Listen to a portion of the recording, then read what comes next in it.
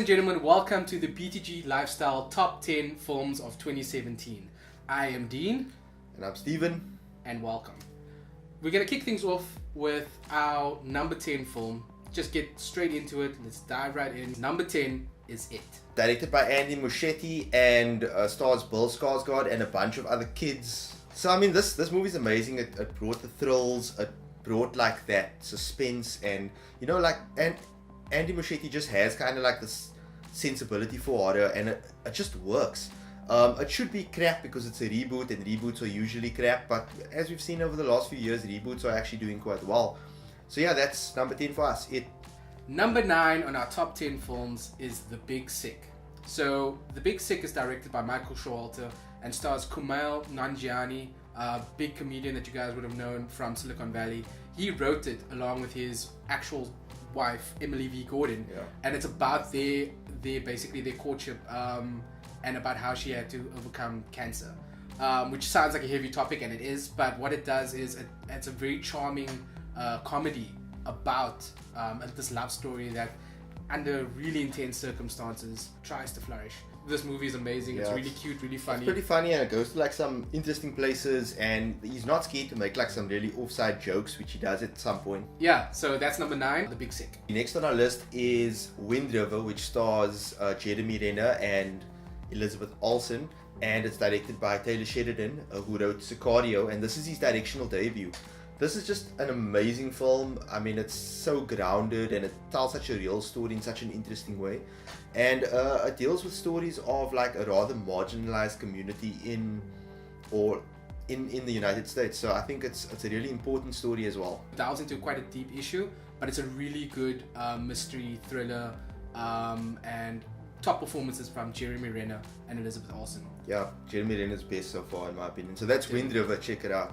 Next on our list is Mother, which is the latest from Darren Aronofsky, starring Jennifer Lawrence and Javier Bardem. Basically, this movie is very difficult to explain. It's batshit crazy. Yeah. It goes absolutely mad, and like, it's crazy that this movie got a wide release because it's so weird. Like, you wouldn't expect this to open in like thousands of cinemas across the United States, but it did. It's difficult to say what the film is about without spoiling it. But basically, it's this analogy or metaphor for Mother Earth and God and humanity. But there's also some very other personal meaning to it in terms of Darren Aronofsky's life as a genius. So there's a lot in there. A lot of people have had a lot of different interpretations. And audiences have been super divisive. Some people love it, other people hate it. But yeah, that's Mother. Check it out. Number 6 on our top 10 list is The Disaster Artist. Based on the novel of the same name, The Disaster Artist chronicles the story of Tommy Wiseau, who basically wrote, directed, produced, and starred in his own film called The Room in 2003. The book was written by Greg Sestero, who starred in the film, and this is an adaptation of that story. What I like about this film is that James Franco directed it and starred in it as Tommy Wiseau. He's completely transformed as Tommy Wiseau. Like, I didn't for a second believe that it wasn't him, because when I watched The Room and I watched James Franco's performance, it's very much the same thing. He completely delved straight into the character. I found that like on set. Yeah, he doesn't hold back. Yeah, exactly. And he didn't break character in between as well. Like, he gave direction as Tommy Wiseau, and his brother Dave Franco plays Greg Sestero. So it's a really good dynamic there. It's a really charming story about following your dreams and just making everything happen in Hollywood, which is fantastic. So yeah, that's number 6, Disaster Artist. Next on our list at number 5 is The Florida Project. This is directed by Sean Baker, and it stars Willem Dafoe and Brooklyn Prince. This is an amazing story of this child living with her very young mother, kind of like in the shadow of Disney World. Yeah. In a motel, basically, and they are like super low income family, and you can see like they're barely off the streets. And this basically just follows her through her daily life as a kid, you know, playing with her friends, meeting people, and going on adventures. Yeah, they're on summer vacation, so they pretty much have to like make do with in and around the motel area, getting into like a lot of trouble and adventers with various other kids that are also around the motel. So it's a very cool story, very great performances from child actors, which always amazing. It's unbelievable the performances that Sean Baker was able to get out of these very young children. And the amazing thing is that the film, while it has kind of like this innocence to it, it doesn't shy away from the harsh environment that they are technically living in, and like some really deep topics that get that get addressed in the film. So yeah, definitely one of my top for the year, and that's number 5 for us. Up next at number 4 is everyone's favorite mutant, Logan. So this is a very nostalgic entry on the list because it brings a close to Hugh Jackman's run as Wolverine, and it's a fantastic tale. It brings in Patrick Stewart again as Professor X, and a really good breakout performance from Daphne Keane, who plays X-23.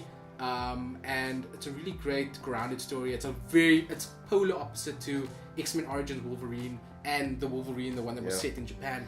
Well, I mean, they went full R-rated. Exactly. James Mangold, director, he was like, I want to do this R-rated. And the thing is, like, there's intense violence, but it's not all about that. There's story. There's such a rich story and characters in there. Like, the character work is unbelievable, and I think that's kind of like why you're getting a lot of Oscar buzz around the performances by Patrick Stewart and Hugh Jackman as well. Absolutely. Yeah. So that is our number 4, Logan.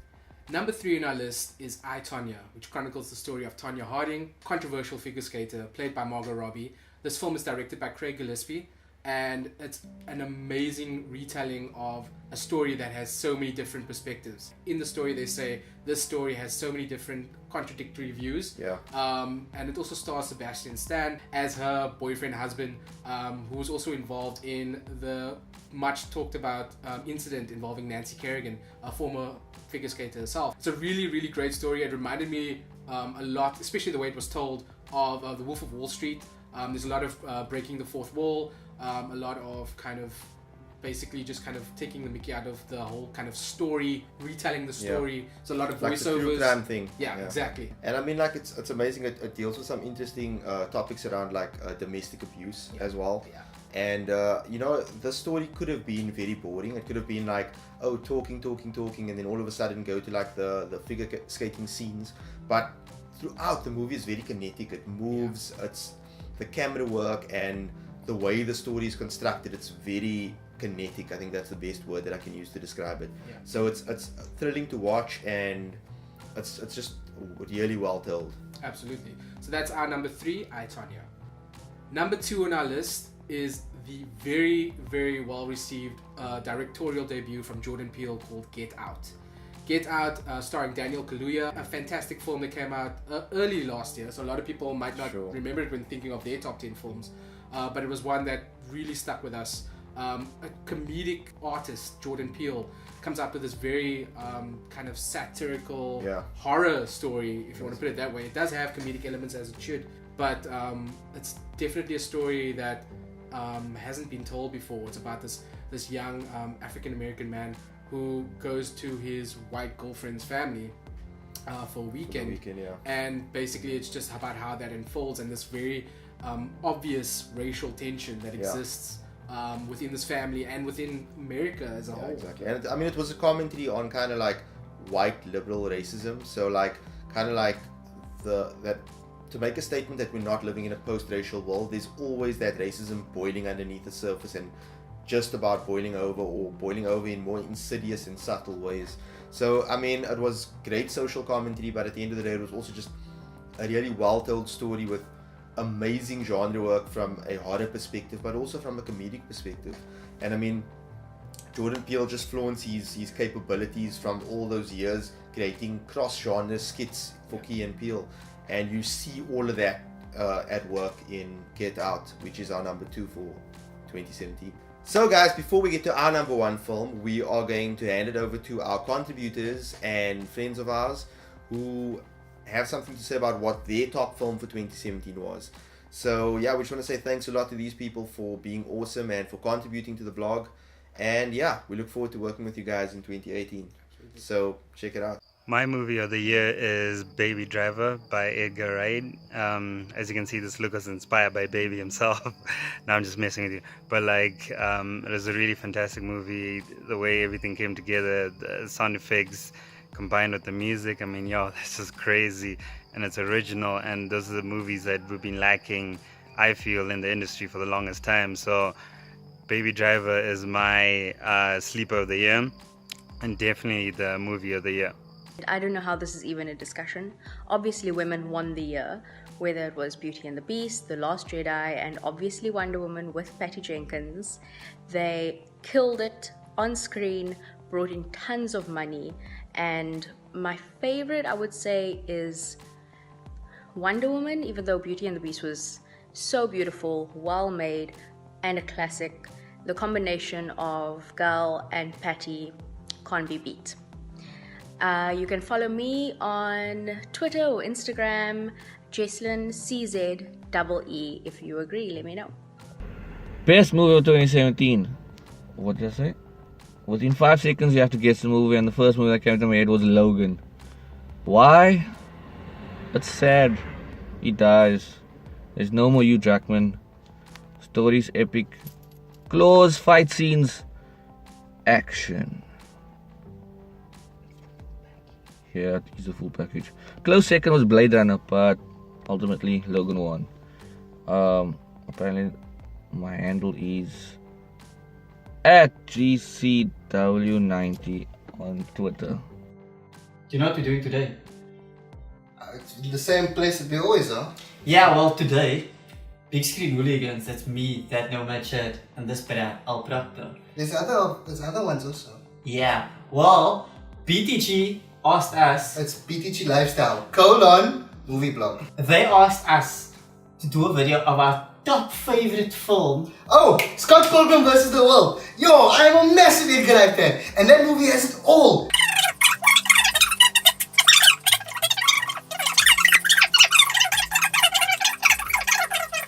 It's awesome. Top favorite film of 2017. You could have faced me, man. Yesterday. I went in now in 2 minutes.